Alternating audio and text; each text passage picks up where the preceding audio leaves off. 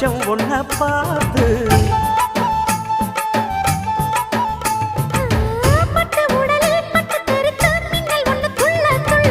வெக்கம் துடிக்க விளக்கணைக்க ஜன்னல் கண்ணை மூடிக்கொள்ள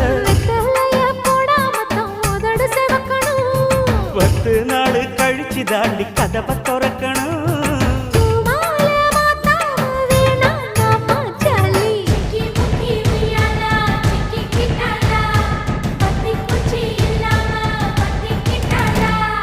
மச்சாங்கிட்ட முந்தானைய தந்து வப்பாளா,